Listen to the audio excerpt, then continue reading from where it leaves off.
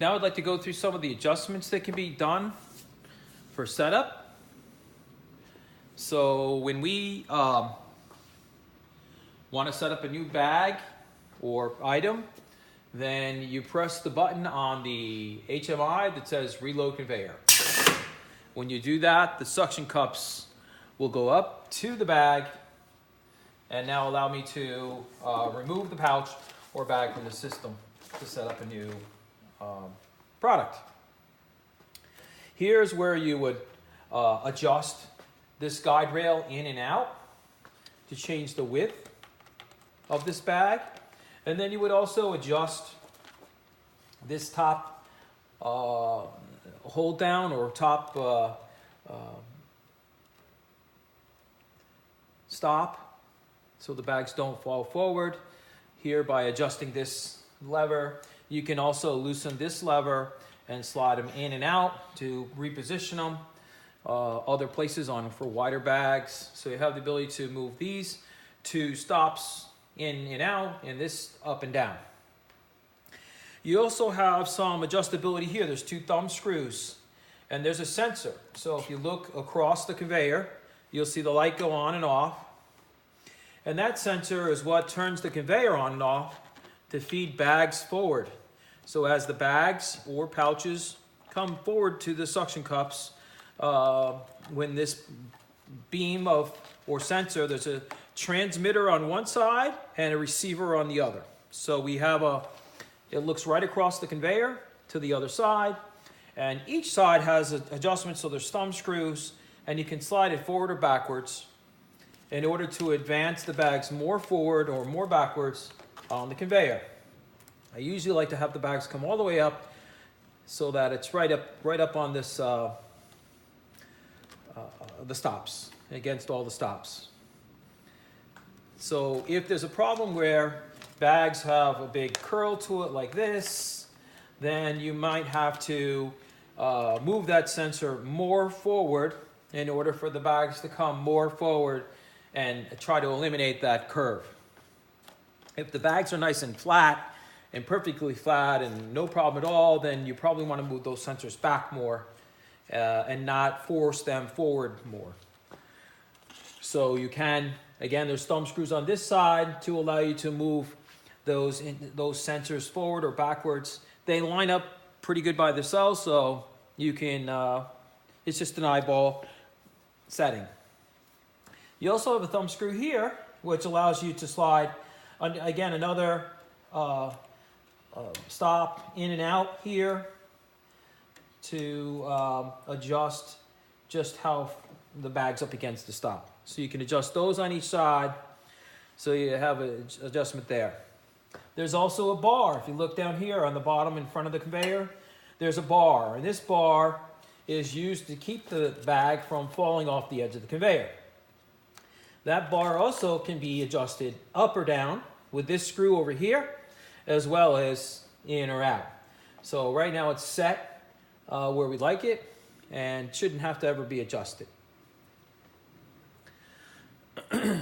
When it comes to the suction cups, you like to set the suction cups so that they grab the bag or pouch roughly right here and maybe over here.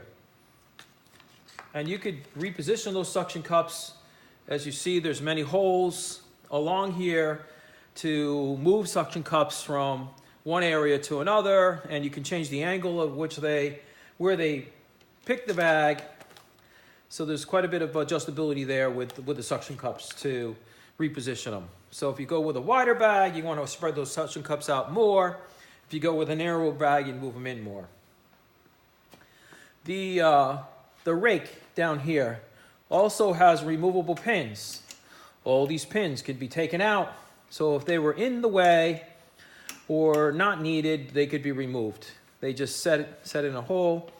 And as you can from the HMI, you can move the rake table, they call it, the rake table in and out, so that when you set a bag down on the rake table, you can see that it pushes the bag forward and just kisses the wheel. So this wheel assembly can be lifted up, and you want to have the rake advance the bag or pouch forward to not only square the pouch or the bag up, but also kiss the wheel so that the wheel and the conveyor belt pulls that bag away so that it can go down and be labeled or inkjet printed.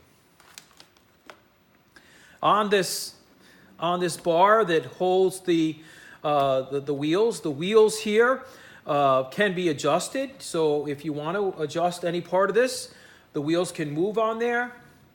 Most all the adjustments are don't require tools.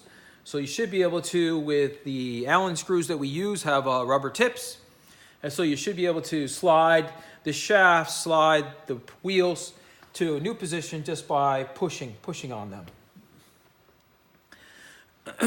Likewise, we have hold down straps that go down the length of the conveyor. Those straps, you loosen the thumb screw and you can reposition those straps. You want the straps to have a little bit of tension when you tighten them down so that they do, it's meant to hold the bag down and to guide the bag down to the label applicator or the inkjet printer. And also in here, you'll see we have a ball holder. So there's little steel balls that ride on the belt. So that helps to transition the bag onto the belt, under the straps. So these balls, there's 4 of them here, help to keep the bag down and keep the bag from skewing. With the bag, when it's laid down on the rake table, you can adjust the guide rails. So you have an adjustment knob here, you have a ratchet handle back here, so these guides can be adjusted. When this guide is all the way back, it's lined up with the back guide up here. So that's the best way to set it. Just usually I leave this back guide all the way back and I only adjust the front guide. So if I change bag sizes from one to another, just adjust the front guide. The tube should be long enough and work for any position of the suction cups. So we leave the tubes like this around the shaft so that they flex nicely and don't interfere with the machine when the suction cups are moved forward and back and forth. There is an air cylinder to move those suction cups forward and backwards. And there are settings for airflow, but it's factory set. Likewise down here, the rake, you can adjust as a ratchet handle to loosen and tighten the rake to reposition it. And there's also airflow control on the cylinder down here as well. But then again, it's factory set.